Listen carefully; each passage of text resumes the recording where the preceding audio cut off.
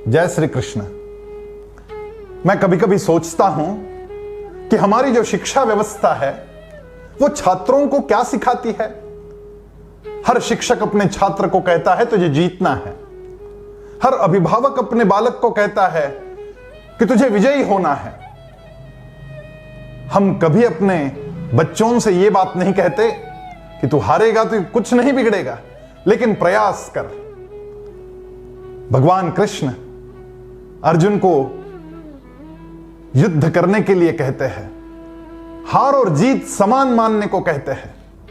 भगवान कह रहे हैं, हतो वा प्राप्स्यसि स्वर्गम जित्वा वा भोक्ष्यसे महिम तस्माद् उत्तिष्ठ कौन्तेय युद्धाय कृत निश्चयः। यदि तू हार जाएगा तो स्वर्ग में जाएगा, यदि तू जीत जाएगा तो राज्य का उपभोग करेगा। और इसलिए हे कौन्तेय, हे अर्जुन, उठ, युद्ध के लिए कृतनिश्चयी बन, दृढ़ निश्चयी बन, युद्ध कर। भगवान ये नहीं कह रहे कि हारेगा तो गड़बड़ हो जाएगी। हम लोग अक्सर अपने बच्चों को कहते हैं कि हारेगा तो गड़बड़ हो जाएगी। भगवान कह रहे हारेगा तो स्वर्ग में जाएगा। अब स्वर्ग में जाएगा का मतलब क्या है? यदि मैं पूरा प्रयास करता हूं और पूरे प्रयास के बाद भी हार जाता हूं तो वास्तव में कुछ नहीं बिगड़ता। उल्टा की नई चुनौतियां और नए अनुभव हमारे साथ आते हैं और उसमें से कुछ कर गुजारने की ताकत हमें मिलती है। ऐसे कई उदाहरण हम लोगों को इतिहास में देखने मिलते हैं। जब जापान पर हिरोशिमा और नागासाकी पर अणुबॉम्ब गिराए गए, उसके बाद ये दोनों शहर पूरी तरीके से उद्ध्वस्त हो गए, उनका विध्वंस हो गया, जलकर खाक हो गए। लेकिन उसके बाद उन जापानियों ने जिस तरीके से अपने देश को ऊपर उठाया, जैसे कोई फिनिक्स पंछी राख से उठता है और फिर उड्डान करता है, उसी प्रकार जापान ने अपना नाम विश्व में ऊंचा कर दिया।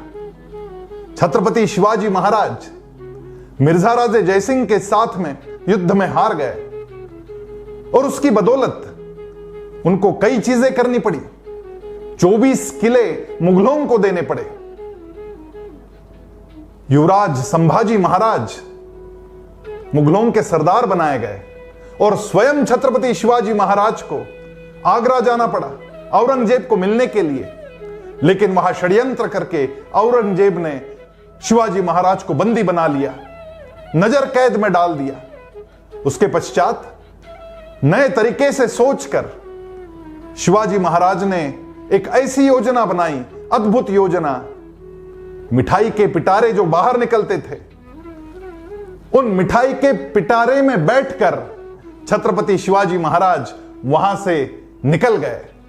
और जब यह घटना घटी तब पूरे भारतवर्ष में हाहाकार मच गया और शिवाजी महाराज का नाम और ऊंचा हो गया, इतिहास में अजरामर हो गया। हम लोग छोटी छोटी हार पर हतप्रद हो जाते हैं, निराश हो जाते हैं। यदि किसी छात्र को उसके अपेक्षा अनुसार परिणाम नहीं मिलते हैं, यदि उसका रिजल्ट गंदा आता है तो वह आत्महत्या कर लेता है। यदि कोई युवा को नौकरी नहीं मिलती या नौकरी से निकाल दिया जाता है तो वो नकारात्मकता के विचारों से भर जाता है। यदि कोई व्यापारी को नुकसान आ जाता है तो वो आत्महत्या कर लेता है। इस प्रकार के अनेक अनुभव हम लोग हमारे इर्द गिर्द देखते हैं। आप अब्राहम लिंकन का इतिहास जानते हैं। मात्र 7 साल की उम्र में इस बच्चे की मां चल बसी। स्वयं को जिंदा रखने के लिए इस छोटे बालक को 9 साल की उम्र में खेत जोने पड़े, बैल की जगह स्वयं काम करना पड़ा। कई बार अपयश आया। उन्होंने अपना व्यवसाय आरंभ किया, उसमें नुकसान आया। जिससे उन्हें प्रेम था वो लड़की, उसका देहांत हो गया। फिर कहीं नौकरी पकड़ी तो नौकरी से निकाल दिया गया। फिर एक बार व्यापार करने की कोशिश की, जिसके लिए बड़ी मात्रा में लोन लेना पड़ा, लेकिन वहां पर भी नुकसान आया और अगले कई वर्ष उस लोन को चुकाने में चले गए। एक बार नहीं, 2 बार नहीं, 8 बार हर इलेक्शन में पराभूत होना पड़ा और अंततोगत्वा अब्राहम लिंकन अमेरिका के राष्ट्राध्यक्ष बने। और उनकी जो राष्ट्राध्यक्ष की कारकिर्द है वो कमाल की है।